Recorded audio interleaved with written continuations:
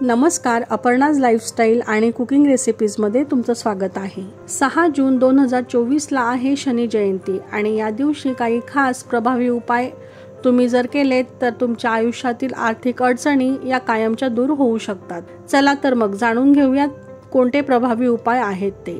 त्याआधी तुम्ही जर आपल्या चॅनलवर नवीन असाल तर चॅनलला लाईक, शेअर आणि सबस्क्राईब नक्की करा, जेणेकरून नवीन व्हिडिओ अपलोड झाला की त्याचं नोटिफिकेशन सर्वात आधी तुम्हाला मिळेल। तर मंडळी, शनी जयंतीच्या दिवशी सकाळी लवकर उठून आंघोळ करून शनिदेवांच्या मूर्तीवर तेल, फुलांची माळ आणि प्रसाद अर्पण करावा।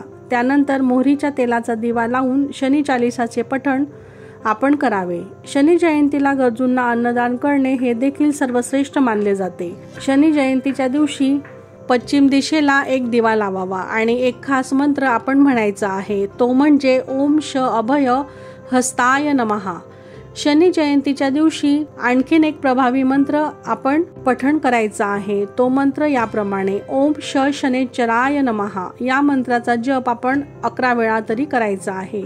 असं केल्याने शनिदेव प्रसन्न होतात आणि भक्तांना अनेकोत्तम आशीर्वाद हे प्रदान करतात। तर आता आपण पाहूयात की कोणते महाउपाय आपण शनी जयंतीला करायचे आहेत। शनी जयंतीच्या दिवशी पिंपळाच्या झाडाखाली मोहरीच्या तेलाचा दिवा आपण लावावा आणि तिथे बसून शनी स्तोत्रांचे पठण, त्याचप्रमाणे शनी चालीसाचे पठण हे करावे। तुमच्या ज्या काही अडचणी किंवा समस्या असतील त्या यामुळे नक्कीच दूर होतील। शनीची 7.5 असेल किंवा महादशा असेल तर शनी जयंतीच्या दिवशी काळ्या चामड्याचे जोडे किंवा चप्पल घालून शनी मंदिरात जावे आणि अनवाणी पायाने घरी परत यावे। असं मानले जाते की यामुळे शनी दोषांपासून मुक्तीही मिळते। एक गोष्ट मात्र लक्षात ठेवावी की ही कृती करताना मागे वळून आपण पाहू नये। शनी जयंतीच्या दिवशी दानधर्म करायला मात्र विसरू नका। शनी महाराज त्या लोकांवर लवकर प्रसन्न होतात जे दानधर्म करतात, त्याचप्रमाणे गरजूंची गरज ओळखून त्यांना अन्नदान हे करतात। ज्या गोष्टींची गरज असेल त्या वस्तूंचे दान आपण शनी जयंतीला गोरगरिबांना नक्कीच करावे। त्याचबरोबर एक गोष्ट लक्षात ठेवावी, तुम्ही कितीही देवपूजा केलीत किंवा दानधर्म केला पण आई वडिलांचा अपमान केला तर मात्र शनिदेव तुमच्यावर कधीही प्रसन्न होणार नाहीत। आई वडिलांची सेवा करणाऱ्यांवर शनिदेव प्रसन्न होतात।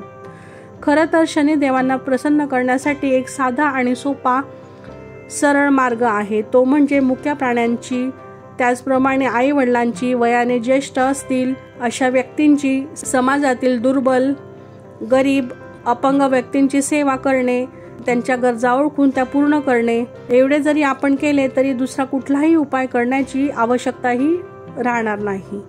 शनिदेव तुमच्यावर नक्कीच प्रसन्न होतील आणि कुठल्याही संकटातून ते आपल्याला तारून नेतील।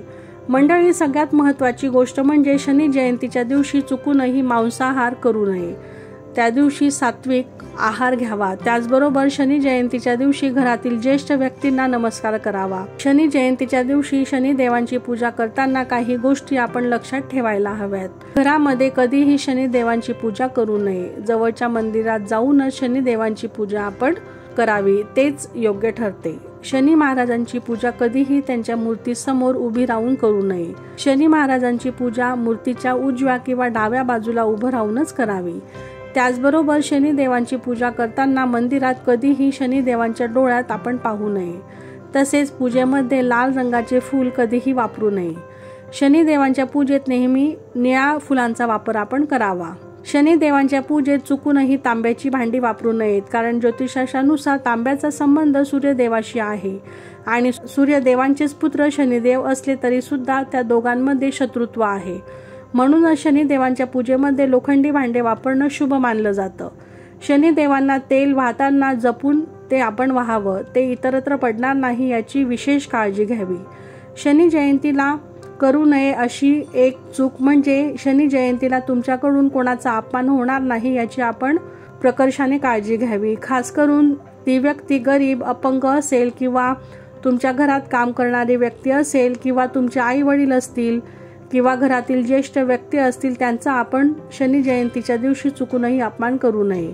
खरं तर अशा कुठल्याही व्यक्तींचा अपमान आपण कधीही करू नये, पण त्यातल्या त्यात ही चूक शनी जयंतीला आपण आपल्या हातून घडणार नाही याची विशेष काळजी घ्यावी, कारण त्याचे विपरीत परिणाम तुम्हाला भोगावे लागतील. कारण असहाय्य, अपंग, ज्येष्ठ व्यक्तींचा केलेला अपमान शनिदेव कधीही खपवून घेत नाही.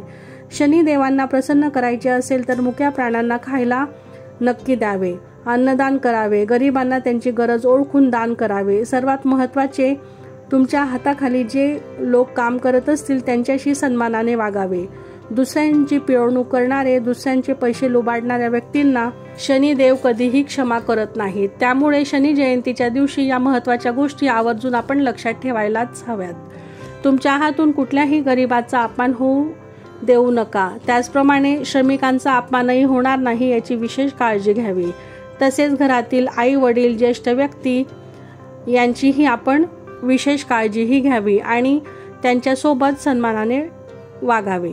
शनिदेव प्रत्येक व्यक्तीला त्यांच्या कर्मानुसार फळं देतात, म्हणूनच त्यांना कर्मफलदाता असं म्हटलं जातं. त्यांचा न्याय अतिशय कडक असतो. कर्म वाईट असतील तर त्याची फळंही मिळणारच, पण जर कर्म आपले चांगले असतील तर त्याचीही चांगलीच फळं शनी महाराज आपल्याला देतील. म्हणूनच आपली कर्म नेहमी चांगली ठेवावी. त्याची चांगली फळं आणि आशीर्वाद नक्कीच शनिदेव आपल्याला प्रदान करतील. तर कसा वाटला तुम्हाला आजचा व्हिडिओ? आजची माहिती कमेंट करून नक्की सांगा आणि अशाच माहितीपूर्ण व्हिडिओसाठी चॅनलला सबस्क्राईब नक्की करा. तुमचे काही प्रश्न असतील तर तेही तुम्ही कमेंटमध्ये विचारू शकता. मी उत्तर देण्याचा पुरेपूर प्रयत्न करेन. श्री स्वामी समर्थ.